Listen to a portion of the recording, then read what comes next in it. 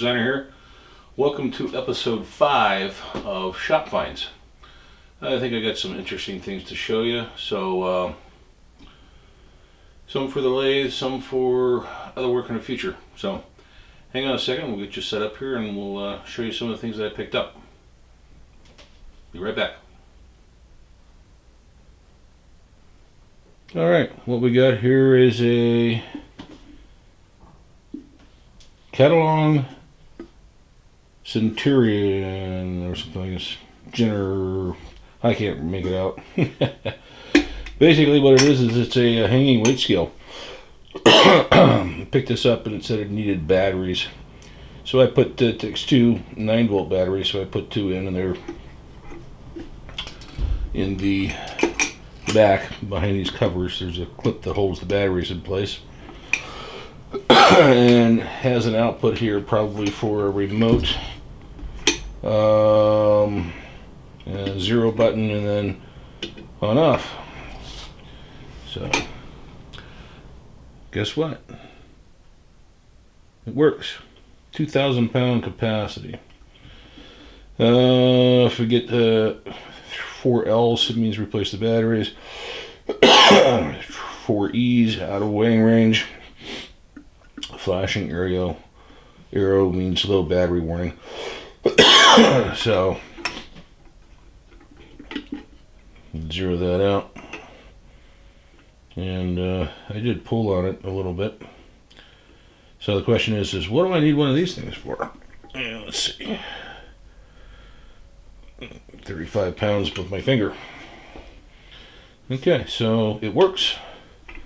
How accurate it is, I don't know. At this point, don't really care. There are probably some things that will come in handy to find out what kind of weight we're dealing with here in the future. But considering what I paid for it, couldn't beat the price. Got it for, I think, $5.50. So, and we'll move on to the next thing. One second.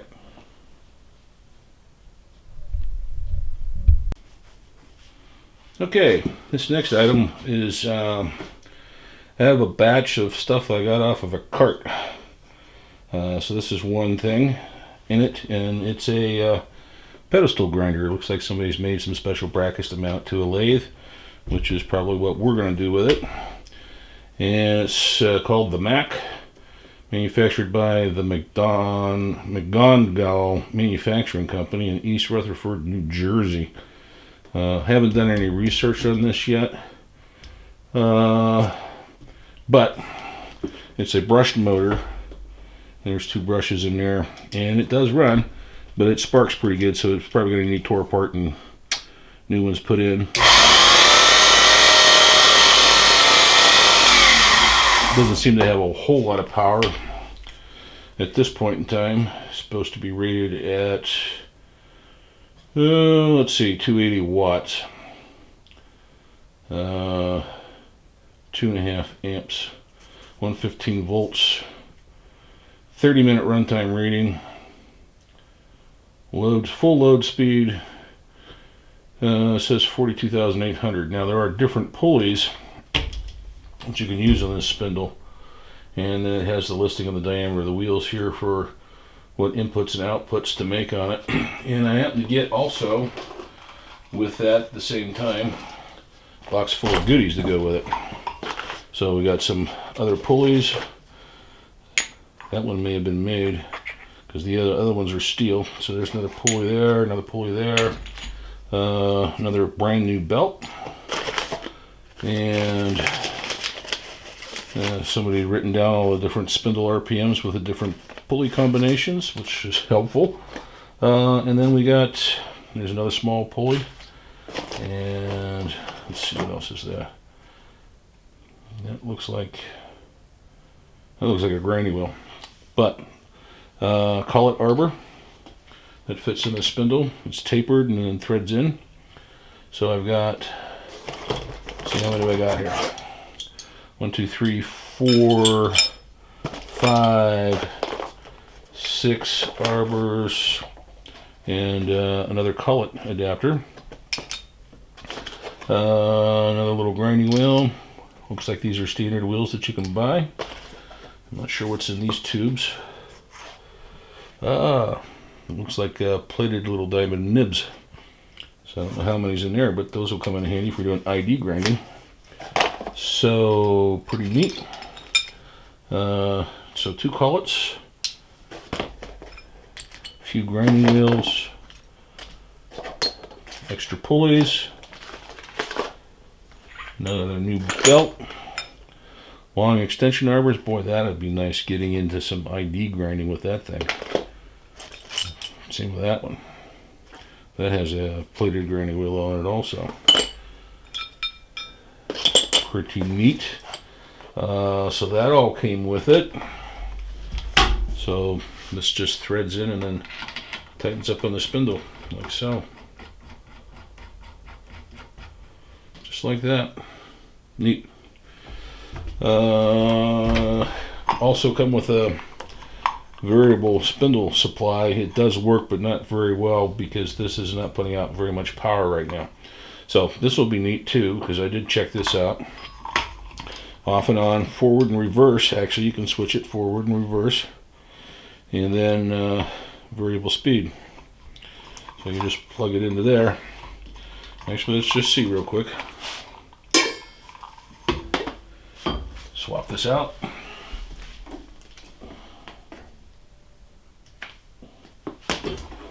Okay, plug this into here. I'll turn it up the whole way.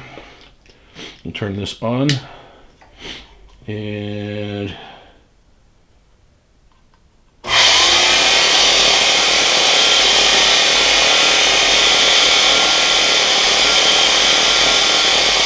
well, I see that this is just full on to one side, so it isn't a reverse.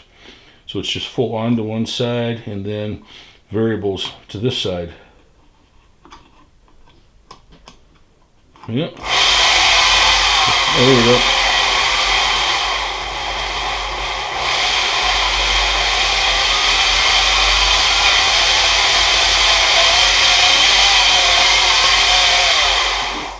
Seems to be lacking some output for sure.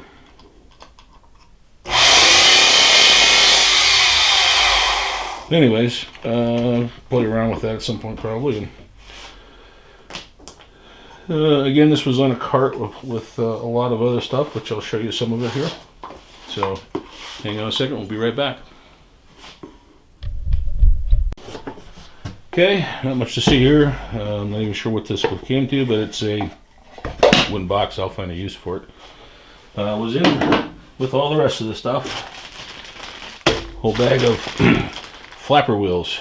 These thread onto a arbor, so I'll have to, well, there's an arbor adapter in there. Cool. So flapper wheels.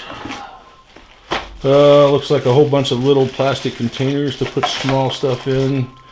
I'm not sure what those are good for anything, but this is what it is.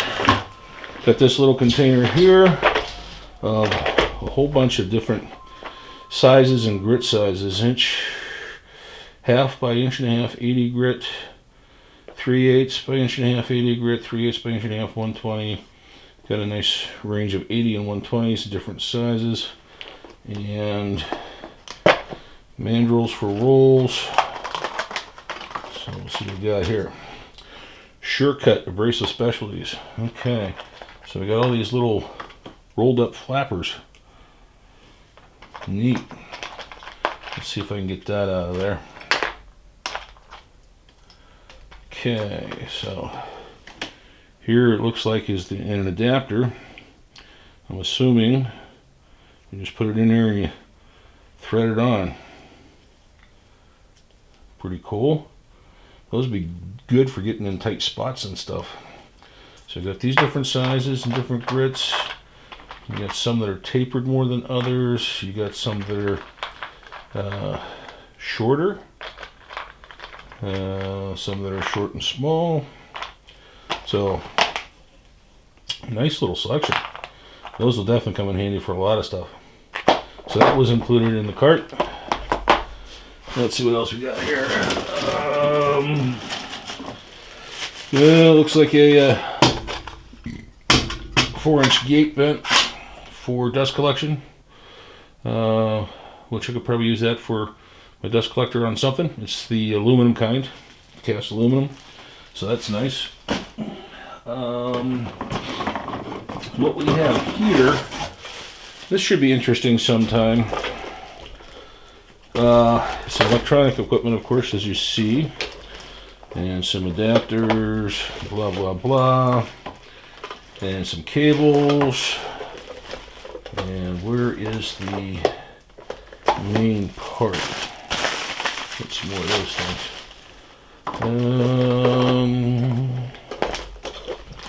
Oh, here it is. What we have here is a vibration transducer. So this can be screwed into like a chuck jar or a plate or something like that.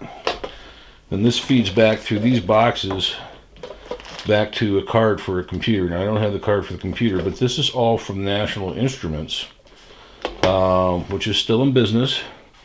So I'm assuming that I could probably find maybe an appropriate card or an adapter. I'll have to get a hold of them because it is numbered as to what it is. 1 meter, got a number on there. And then here's a box that apparently this came with a computer and everything, but there's software and everything in here, so I'll have to dig through this. So this might be interesting at some point for when we play around with stuff to get some vibration feedback. So there you go. Interesting.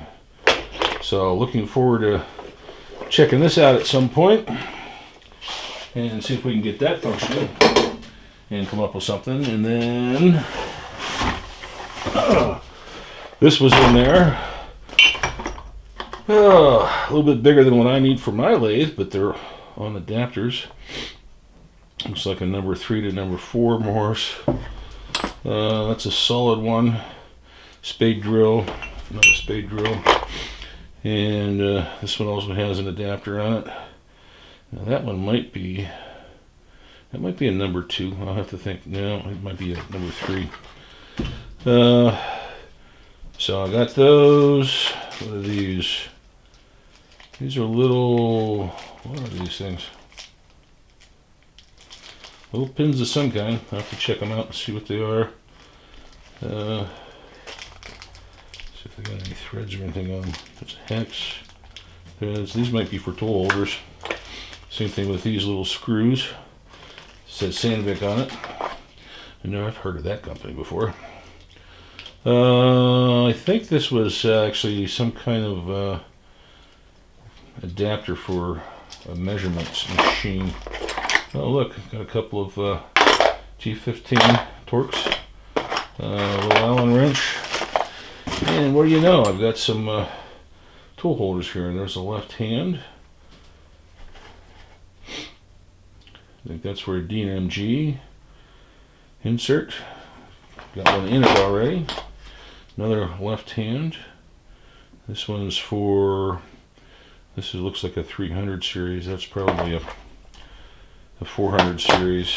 Oh, look at that. Here we got one for a CNMG that you can put in straight or to use the other side. Needs cleaned up a bit. And this looks like looks like it fits a grooving bit or a cutoff bit. So this could be used for grooving. And then here is actually a little, really narrow grooving cutoff tool. I'll have to see if I can get these little bitty inserts somewhere. Oh, it's Seco. I'm sure I can find those without a problem. So that was in one box. Let me get this stuff all out of the way.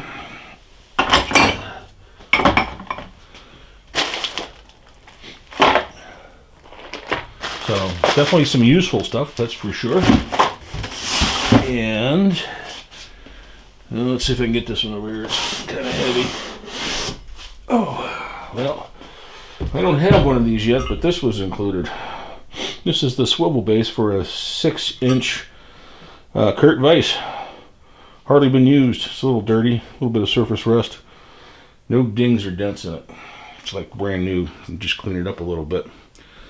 So I might end up selling this. I don't know when I'll ever get a Kurt vise or even when I'm getting the mill, but I might hang on to it. I'll see. So if anybody needs one, let me know. We'll work out a deal. I'm sure we can come up with a really good deal. Just weight sitting around here. And now let's see. This one's a little bit on the heavy side.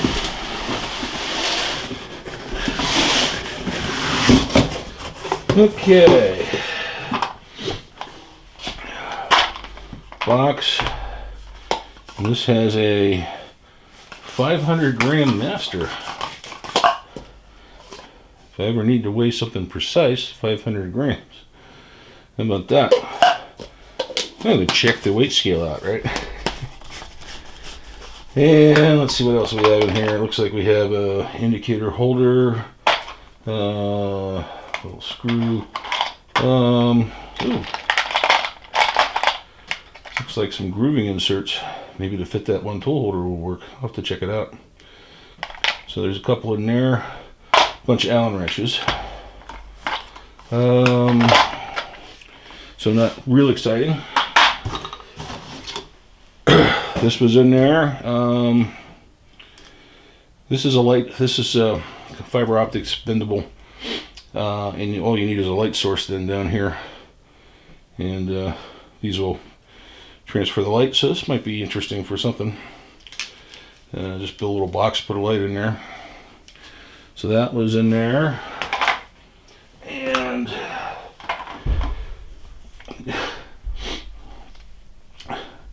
it's a Schunk hydraulic chuck, or call it. Looks like I think these sleeves come out.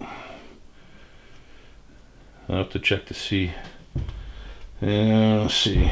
It's got a faceplate on here. I'm not sure what it mounts to, but I'm sure. Do not use without expanding collet arbor. Okay. So it's all just bolted on there. We might be able to, and I'll have to look this up, see if I can get other sleeves. Actuation screw right here, but it's Schunk. Schunk's one of the highest quality ones out there. Highly accurate. So we might be able to make an adapter for the lathe for this baby. I hadn't thought about that. Interesting. So that was in there, and I can guarantee you this thing is not cheap. Not sure why it was being thrown away. And then I don't have a use for this next thing because it's way too big. But I'm sure I can find somebody out there that could maybe wanted to use it. A Phase 1. Quick change tool holder. That's a 400 series. That's big, baby. And with it, we got one holder, cutoff holder, another cutoff holder,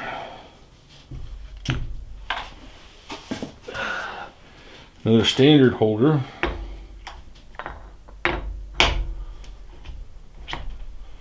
now this is not the taper kind, it's the square plug type.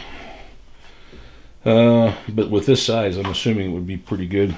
And then we also got a boring bar holder. It looks like that is actually sleeved.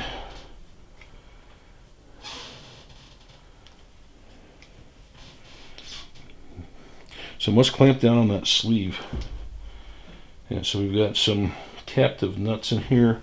Set screws at the top. There's no slots or anything. So I'm assuming it probably tightens down that sleeve in there on your boring bar.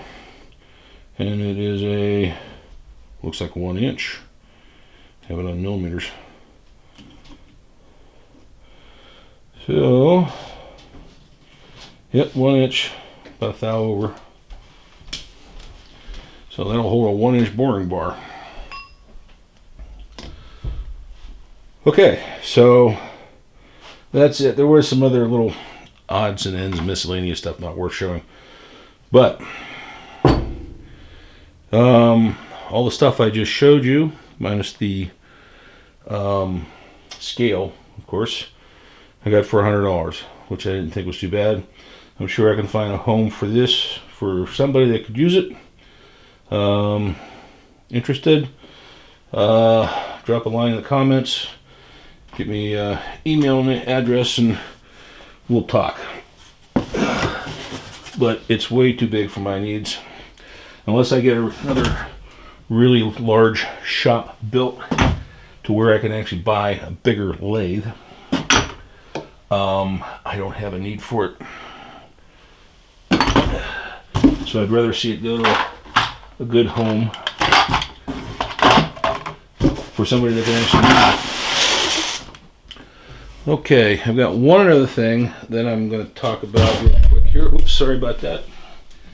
Kick you around. You tired of getting kicked around? That's life. All right. Now this is from my inventory of machine components that I have in storage.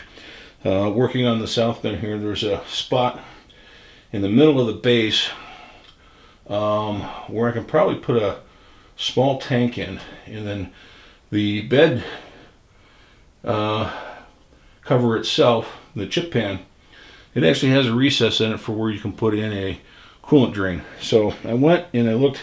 This is the smallest one I have, but I have a little coolant pump. Probably more than what this would even need, but it's all brand new, never been used. Boulder 3-phase motor, and yeah, this was in a whole bunch of machine stuff that I bought a few years back. Gusher, oh, it's a Gusher pump. You've heard of Gusher? If you know anything about industrial pumps, Gusher is one of the more popular, more well-known ones out there. I didn't even notice that. So it's a Gusher pump. So we built a tank. This would just bolt right to the top of the tank. You would have then, so this would probably be more towards like the front of the machine. And then this being the back of the machine, you would build a tank so it was long enough to fit lengthwise in there, and then the drain would come down this side. And you put a separator bar in the middle so that any chips and stuff that drain down into the tank stay in this side, and then it just overflows into this side that the pump would be pumping out of. So that's probably what we're going to do. I've got it. There's space for it. I'm thinking we should do it. So that said, that's all the small stuff. Now on to something a little bit bigger. So hang on one second. We'll be right back. Okay, well, I did something more drastic than what I usually do. What we have here, this is one of two. I bought two of these. This is a KO Ming KM40S. It's basically a direct duplicate copy of a Makino C40 tool and cutter grinder. I mean, it is identical, but these were made in Taiwan. Back when, and we're talking the 80s, 70s and 80s, I think mostly 80s, so they're definitely of good quality.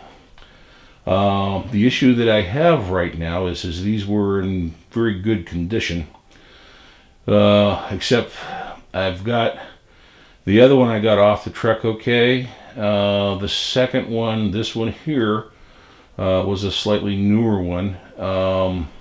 It took a little bit of a tumble, and I've got some damage now. I've got to assess to see, do I want to even work on this one right now, or do I want to pull this out and bring the other one in and start working on it?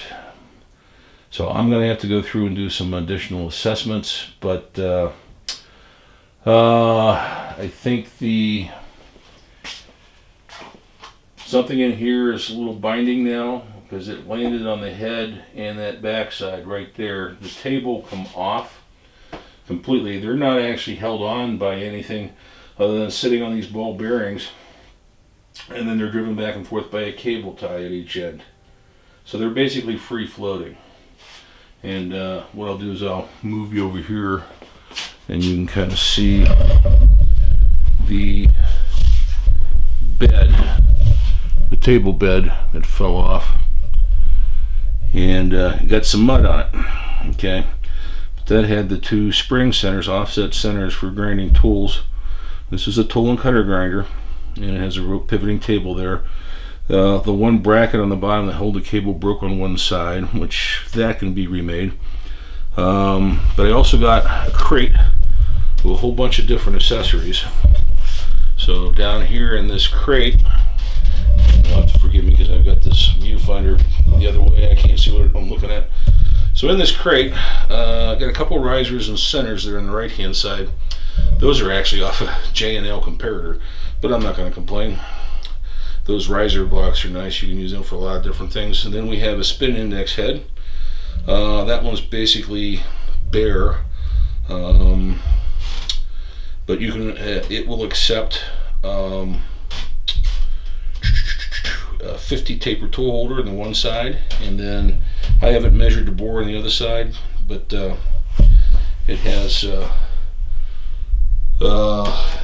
plug that you can put in there. It might be 1.5 inches.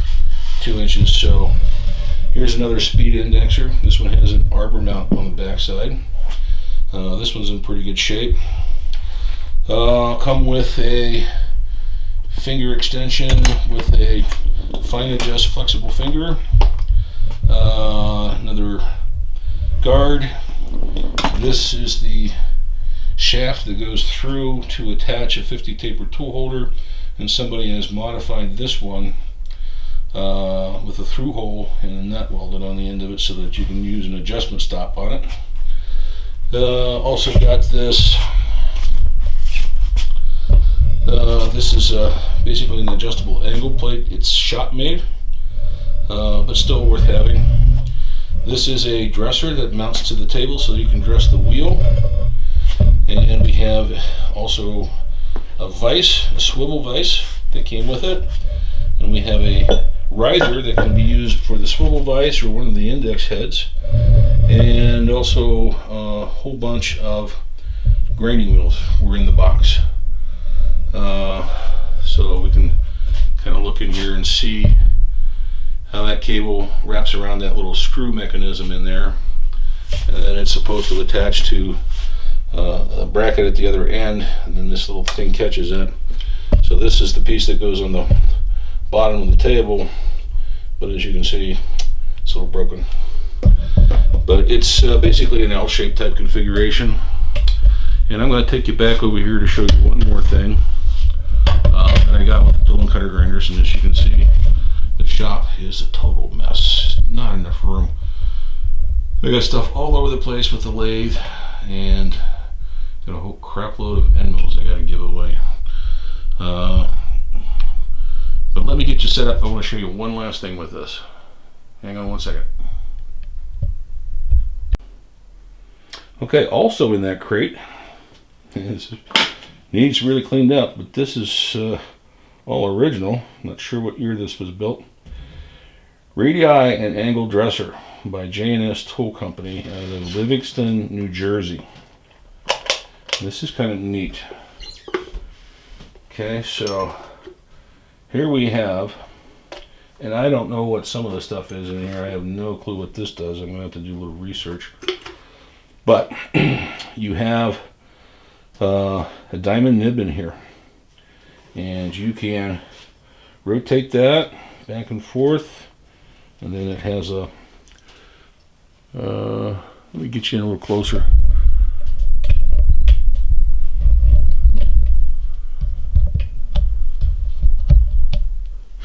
Okay, so then it has a stop back here that locks these in place.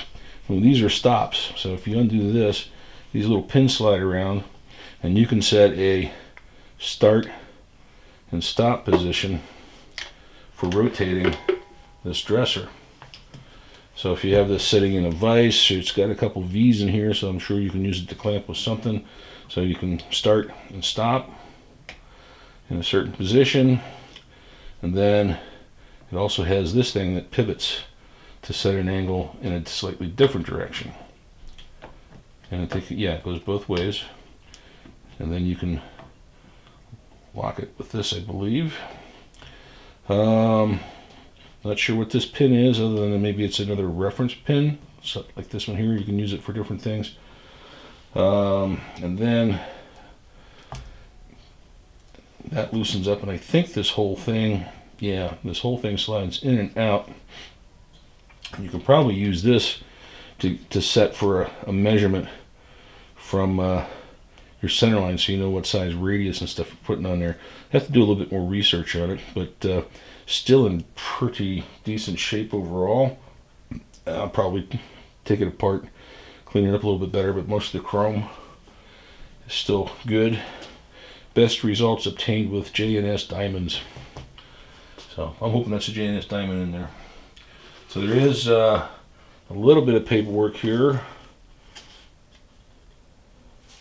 Dresser specifications, diamonds, some basics operating instructions here. It's called fluid motion. They show using a micrometer to measure your positions and so forth.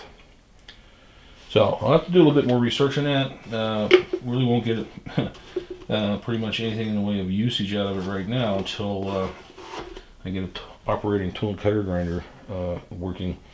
And I'm assuming that you can also use this in a vertical position so that you can dress under the side of a wheel. You can probably mount it in something dressed this way. I mean, just use your imagination on how to mount it. Looks like there was, this went on something that maybe had some fine adjust wheels to move it back and forth. It's got two V-ways, so I'm assuming there was probably another potential base for this. I'll have to dig a little bit more into this. I'm not sure if it gives a model number. It does have a patent number. Let's see, what's that patent number? 2366823 or 623. I don't have very good eyesight anymore, so I have to look that up, see what's going on with that. But definitely well made. There's no slop in it whatsoever. So that alone, you know, I have no idea, but it's got to be worth some money to try and find one today and pay for it. So I'll have to see if I can dig up a model number and everything. So good find there. And that came in that crate with all the accessories I got with the tool and cutter grinders. So hang on one second. Let's go take a quick look at the other one. We're going to go handheld here real quick. And of course, Jeff Fox here was he might be a redneck if you have a backhoe parked in your driveway. So anyways, I'm going to go out to the outside shop, garage, junk storage. Slippery, almost fell. Alright, I don't know how well this is going to come out, but a little dark out here. Here's the other one. This same machine. This one managed to stay on the skid, the pallet skid, because the other one basically fell apart on me because of the weight. Displacement was wrong. It's heavy in the front and these were loaded sideways. And I have forks over there that I had bought for the backhoe. Those work great, though I had an issue with not having enough hydraulic holding power on the bucket, so it kept wanting to drop down, so I had to keep fighting it to pull it up. And it tilted a little bit on the second one, and of course the pallet just flew apart and it came crashing down. So hang on one second and we'll get finished up here. Okay, well, I think that's going to wrap up this episode 5 of Shop Finds. One thing I didn't mention is what I paid for these tool and cutter grinders, which, by the way, they weigh 2,000 pounds. Believe it or not, they're 2,000 pounds. They're very, very, very heavy. I got both machines along with everything in that crate for $300. I couldn't pass it up. I just didn't have any real space for it. A good way of getting it here, though I got it here. Not always in the way that I wanted to get it here, but it's here. So we're still making progress on stuff. Got most of the underdrive stuff all cleaned up and ready to go back together here, which I'm not sure if I'm going to post that video of the rest of that disassembly first or this one first. Either way, that one will be coming up soon if it hasn't already. So with that, on vacation for the remainder of the year, trying to see what all we can get done. So stay tuned, more coming. All right, everyone out there, till next time, take care.